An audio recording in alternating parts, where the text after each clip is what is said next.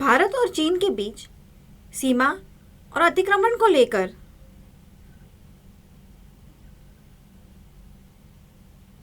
भारतीय सेना पर चीनी सेना के हमले को लेकर 2020 में भारत में कोरोना महामारी फैलाने के लिए चीन की जिम्मेदारी आदि के कारण तनाव है।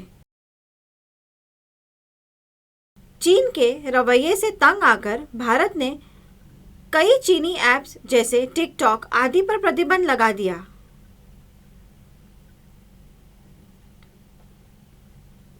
मार्च 2020 में कोरोना महामारी की शुरुआत में जब दुनिया भर के देशों ने लॉकडाउन लगाना शुरू किया और अंतर्राष्ट्रीय उड़ानें प्रतिबंधित की गई, तो भारत ने चीन में फंसे अपने छात्रों को निकाला।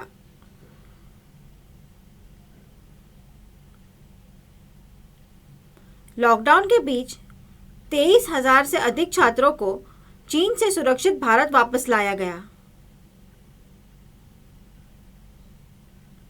तब से कोरोना के मामलों में कमी आ रही है और स्थिति सामान्य हो रही है।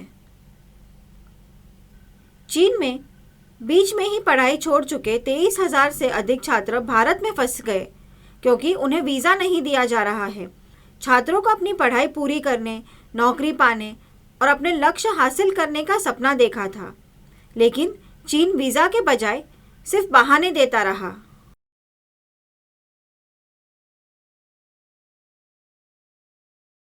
चीनी सरकार ने भारतीय दूतावास से वादा किया था कि प्रक्रिया चल रही है और भारतीय छात्र वापस चीन लौट आएंगे।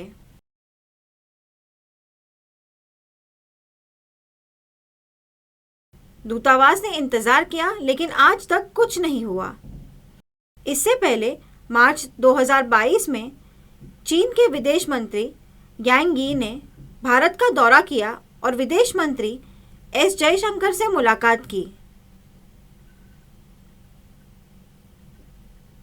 जयशंकर ने 23,000 भारतीय छात्रों को अपनी पढ़ाई पूरी करने के लिए चीन वापस नहीं जा पाने के बारे में बताया। चीनी मंत्री ने आश्वासन दिया कि कोई भेदभाव नहीं होगा और छात्रों को जल्द ही चीन वापस आने दिया जाएगा।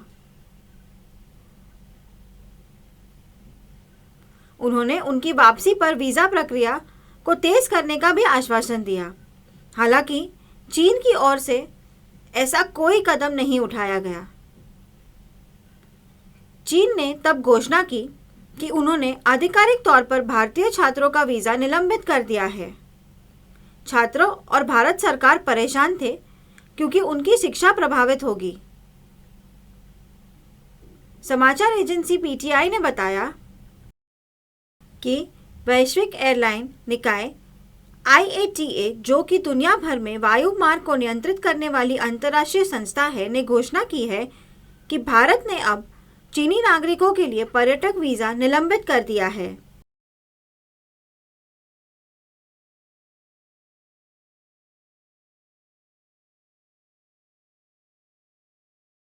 हालांकि भारत सरकार अभी भी चीनी नागरिकों को राजनयिक, व्यावसायिक और आधिकारिक वीज़ा दे रही है।